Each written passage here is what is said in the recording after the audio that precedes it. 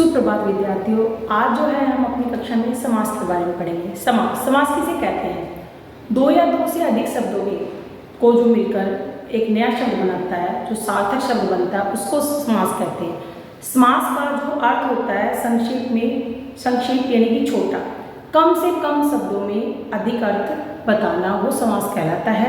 यहाँ पर हम समास के बारे में जानेंगे कि वो कितने प्रकार के होते हैं और कौन कौन से होते हैं। तो आइए शुरुआत करते हैं हम सबसे पहले प्रकार की, अविभाव समास। समास का जो पहला है वो है अविभाव समास। इसमें क्या कहते हैं, इस समास में पहला पद प्रधान होता है, यानी कि जो प्रथम पद आता है वो प्रधान होता है, साथ साथ में वो उपसर्ग भी होता है, और उसको पहचानने के लिए कुछ शब्द दिए गए हैं, यथा, प्रति, आ, भर, हर, वे। ऐसे शब्द है जो उस समास से पहले जुड़कर एक समास का अर्थ बनाते हैं। उदाहरण के लिए देखिए, यथाशक्ति। इसमें यथा पहले आ रखा है, जो मैंने आपको बताया पहचान के लिए, यथाशक्ति, शक्ति के अनुसार। इसका अर्थ क्या होगा? शक्ति के अनुसार। इसी प्रकार है आजन्म, जन्म के आगे आ लग गया, आजन्म यानी कि जन्म से लेकर। ये हो गया हमारा अविभाव समास। दोबारा से देखिए, अविभाव समास किसे कहते हैं? अविभाव समास कहते हैं इस समास में पहला पद प्रधान होता है और साथ साथ में वो उपसर्ग भी होता है। अविभाव समास को पहचानने के लिए कुछ शब्द दिए गए हैं, यथा, प्रति, आ, हर, वे इत्यादि। ये ऐसे शब्द हैं जो शब्द से पहले लगकर जुड़ते हैं, उनसे नया शब्द बनता है। जैसे कि यथाशक्ति, शक्ति के अनुसार, आजन्म, जन्म से लेकर।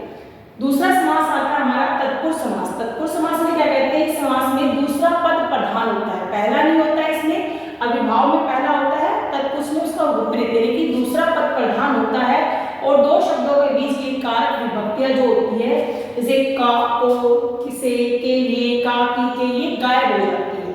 जब बनाते हैं समास जो होता है, विग्रह करते हैं तब वो आती है, विग्रह करने से पहले वो गायब हो जाती है। देखिए कैसे, उदाहरण के लिए देखिए, राजपुत्र, यहाँ पे जो है विभक्ति वो लोप हो गई, पता नहीं चल रहा है, और आगे जब हम इसको विग्रह करेंगे तब आ जाएगी राजा का पुत्र। राजपुत्र अर्थात राजा का पुत्र, रसोईघर अर्थात रसोई के लिए घर। ये हमारा हो गया पुरुष समास। अगला आता है हमारा कर्मधारय समास। तीसरा जो महीना वो है कर्मधारय समास। इस समास में पहला पद विशेषण है और दूसरा पद विशेष है, यानी कि एक पद जो है दूसरे की विशेषता बताता है। उस उदाहरण के लिए देखिए, नील कमल। नील कमल हो गया हमारा समास। इसका विग्रह करते हैं, नीला है जो कमल, यानी कि कमल की विशेषता बताता है, वो कमल कैसा है? नीला है, यानी कि नीला है जो कमल। महापुरुष, महान है जो पुरुष, उस पुरुष के बारे में बताता है, उसकी विशेषता बताता है। विशेषण क्या है कि पुरुष है, उसकी विशेषता क्या बता रहा है कि महान है वो पुरुष। अगला समास आता है हमारा समास नंबर 4, द्विगु समास। इस समास में पहला पद हमेशा संख्या होती है, यानी इस समास की जो पहला पद जो है वो हमेशा क्या होगी? संख्या होगी, और ये पूरे समूह का बोध करवाता है, यानी कि पूरे समूह को लेकर चलता है, सिंगल नहीं लेके चलता है। जैसे चौराहा, चार राहों का समूह, यानी कि जो चार रास्ते होते हैं हमारे, चार राहों का समूह। जैसे चवन्नी, चार आनों का समूह। अठन्नी, 8 आनों का समूह। नवग्रह, 9 ग्रहों का समूह। इस प्रकार सप्तऋषि, 7 ऋषियों का समूह। इस प्रकार से पूरे समूह को लेकर चलता है, और पहला पद जो होता है वो संख्यावाचक होता है, उसे हम क्या कहते हैं? द्विगु समास कहते हैं। चलिए नेक्स्ट पे चलते हैं हमारा द्वंद्व समास। द्वंद्व समास में क्या कहते हैं? इस समास में दोनों पद प्रधान होते हैं। इसमें ना पहला ना दूसरा ना कोई, इसमें दोनों पद ही प्रधान होते हैं, और उनको विग्रह करने पर बीच में जो है योजक लगते हैं। क्या लगते हैं? और या लगते हैं। इनके बीच अक्सर योजक चिन्ह जो है डैश, ये वाला योजक चिन्ह लगता है। उदाहरण के लिए देखिए, माता पिता, यहाँ पे लग रहा है योजक चिन्ह माता पिता। जब हम इसका विग्रह करते हैं क्या बनता है? माता और पिता। पाप पुण्य, पाप और पुण्य। जब हम इनको विग्रह करते हैं तो विग्रह करने के बाद हम इनको योजक होते हैं, इसमें और या का प्रयोग किया जाता है।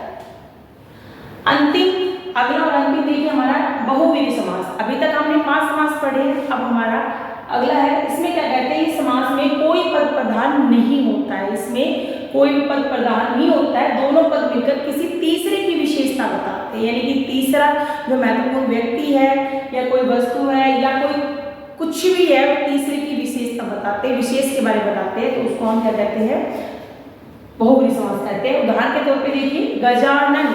गज मीन्स हाथी, हाथी के समान है मुख जिसका, तो अर्थात गणेश जी। कौन है? गणेश जी।